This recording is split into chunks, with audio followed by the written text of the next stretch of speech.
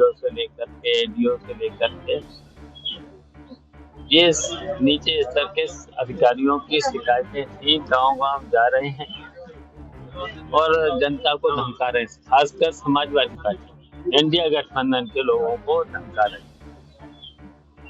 और पुलिस उत्तर प्रदेश के उपचुनाव से पहले तमाम सबूतों को लेकर एक बड़ा खुलासा समाजवादी पार्टी की तरफ से किया गया है।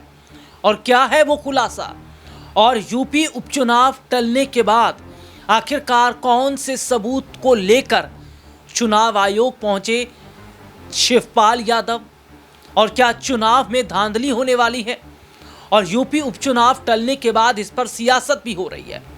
नमस्कार, मैं हूं राहुल शर्मा और आप देख रहे हैं आज का सबसे बड़ा मुद्दा, और मुद्दा है चुनाव आयोग से जुड़ा हुआ, मुद्दा है उत्तर प्रदेश के उपचुनाव से जुड़ा हुआ। दरअसल उत्तर प्रदेश के उपचुनाव की तारीखों को टाल दिया गया है। उत्तर प्रदेश के उपचुनाव जो 13 तारीख को होने वाले थे, वो चुनाव अब 20 तारीख को होंगे, यानी 20 नवंबर को होंगे। इसमें एक बहुत बड़ी साजिश की बात समाजवादी पार्टी की तरफ से कही गई है। समाजवादी पार्टी ने सीधे सीधे तौर पर चुनाव आयोग के साथ मिली भगत की बात कही है। चुनाव आयोग और भारतीय जनता पार्टी मिलकर एक बड़ी साजिश कर रहे हैं, ये विपक्ष कह रहा है, ये समाजवादी पार्टी कह रहे हैं। और मैं शिवपाल यादव का वो बयान भी सुनवाऊंगा जिसमें उन्होंने खुले तौर पर यह कहा है कि उन्हें शक है कि उत्तर प्रदेश के उपचुनाव में धांधली हो सकती है। उत्तर प्रदेश के उपचुनाव में भारतीय जनता पार्टी बड़ा हेरफेर कर सकती है। उन्होंने कहा इसमें कोई शक नहीं कि उत्तर प्रदेश के उपचुनाव की तारीखों को टाला गया क्योंकि भारतीय जनता पार्टी चुनाव हार रही थी, और भले ही चुनाव को टाल दिया गया लेकिन जनता समाजवादी पार्टी के साथ खड़ी है। दरअसल मैं अपने दर्शकों को बता दूं कि उत्तर प्रदेश के उपचुनाव से पहले अचानक उत्तर प्रदेश के मुख्यमंत्री योगी आदित्यनाथ भागे भागे दिल्ली गए, प्रधानमंत्री नरेंद्र मोदी से मुलाकात की। उसके बाद हम देखते हैं कि अचानक चुनाव आयोग की तरफ से एक रिपोर्ट सामने आ गई, यानी चुनाव आयोग ने ये सीधे तौर पर अनाउंसमेंट कर दी कि उपचुनावों की तारीखों में बदलाव किया जा रहा है। 13 तारीख को कोई पर्व है, इसलिए 13 तारीख को नहीं होगा, 20 तारीख को चुनाव करवाए जाएंगे। तो आप समझिए कि जब चुनाव की तारीखों का चयन हो रहा था, चुनावी तारीखों पर बात हो रही थी, क्या उस वक्त तय नहीं किया था कि 13 तारीख को पर्व होगा? और उसके बाद अचानक तब क्यों बड़े बदलाव किए जा रहे हैं, जब ये माना जा रहा है कि करहल जैसी सीट भारतीय जनता पार्टी हार रही है? पहले मैं अपने दर्शकों को सुनवा देता हूं कि शिवपाल क्या कह रहे हैं। देखिए, अभी तक चुनाव तो आपको पता ही है 13 को था, अब हो गया है 20 नवंबर। तो हम लोग इसलिए आए थे, अभी तक शिकायतें थी जिला पंचायत अधिकारी से लेकर बीडीओ से लेकर के एडीओ से लेकर के ये नीचे स्तर के अधिकारियों की शिकायतें थी। गांव-गांव जा रहे हैं और जनता को धमका रहे हैं, खासकर समाजवादी पार्टी इंडिया गठबंधन के लोगों को धमका रहे हैं। और पुलिस में एसओ जा रहे हैं, वो भी धमका रहे हैं, कह रहे हैं कि तुमने अगर समाजवादी पार्टी को वोट किया तो तुम्हारे खिलाफ एफआईआर करेंगे, इतने मुकदमे लाद देंगे हमारे नेताओं से भी।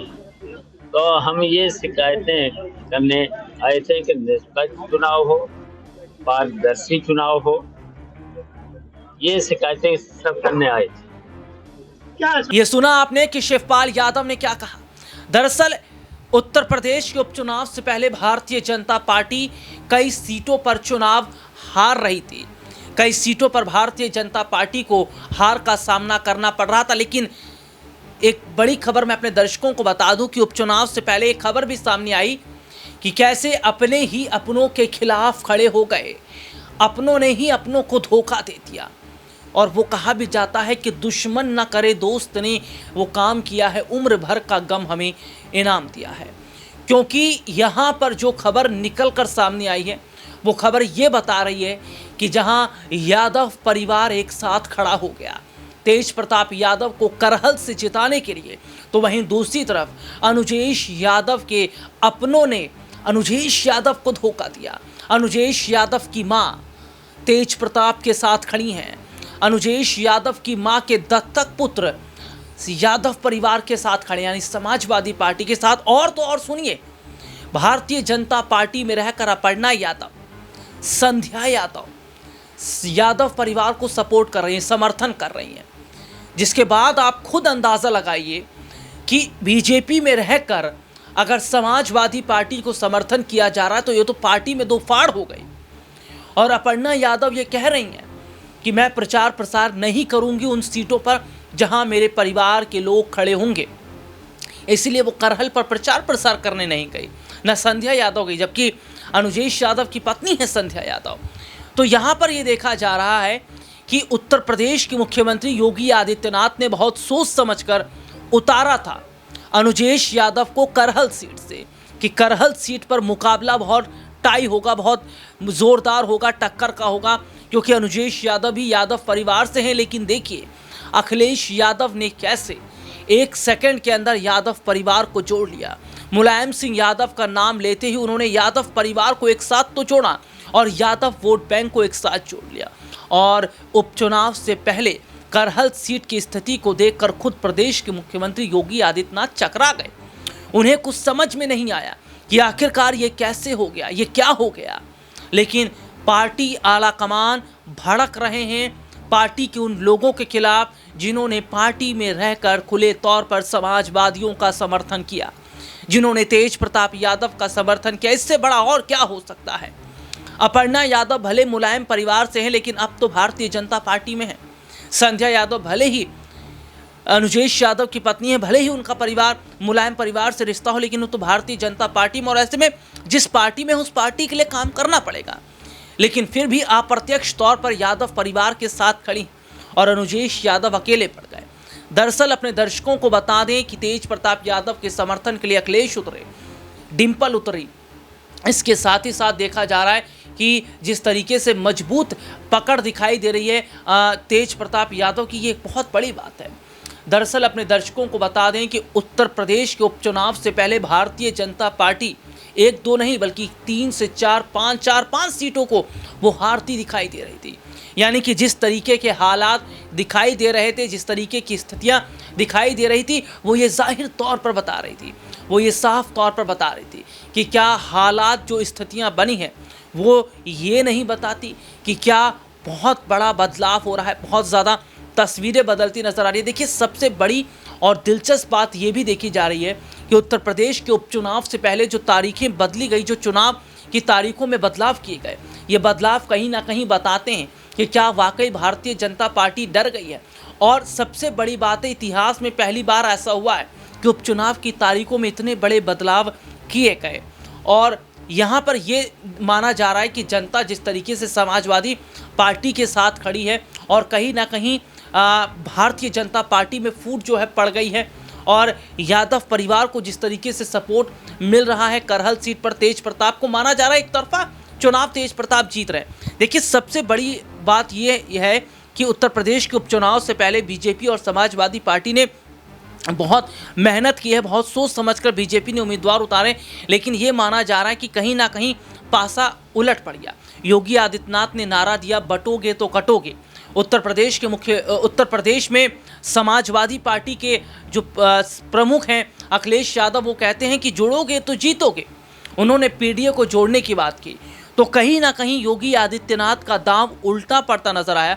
और जिस तरीके से जन समर्थन देखा जा रहा है यादव परिवार के लिए, अखिलेश यादव के लिए और समाजवादी पार्टी के उम्मीदवारों के लिए, ये बात जब पता चलती है भारतीय जनता पार्टी को तो कहीं ना कहीं हिल जाते हैं। ऐसे ही नहीं, योगी आदित्यनाथ प्रधानमंत्री नरेंद्र मोदी से मुलाकात करने गए। उपचुनाव में क्या स्थिति है भारतीय जनता पार्टी की, ये बातचीत हुई है प्रधानमंत्री नरेंद्र मोदी और योगी आदित्यनाथ के बीच में। और पूरा जब लेखा जोखा योगी आदित्यनाथ ने बताया तो कहा ये चुनाव कराने का ठीक वक्त नहीं, उत्तर प्रदेश में और हार हमें मिलेगी। क्योंकि लोकसभा चुनावों में हमने देखा उत्तर प्रदेश के अंदर किस तरीके से भारतीय जनता पार्टी 32-33 सीटों पर सिमट गई। वो गलती उपचुनाव में नहीं दोहराना चाहती। और यही वजह है कि उपचुनाव की तारीखों को कहीं ना कहीं टाला गया। और ऐसे में समाजवादी पार्टी, विपक्षी पार्टी सीधे सीधे तौर पर बीजेपी पर बड़ी साजिश का आरोप लगा भी रहे हैं। लेकिन अब वाकई ये देखना होगा कि जो उपचुनाव अब 20 तारीख को होने वाले हैं और जो 23 को रिजल्ट आएंगे, क्या वो बीजेपी के पक्ष में होंगे या चुनावी तारीखों को बदलना कोई फ़ायदा बीजेपी के लिए नहीं हो पाएगा। आज के इस प्रोग्राम में तहीं आपसे फिर दोबारा मुलाकात होगी, तब तक के लिए इजाज़त दीजिए। नमस्कार।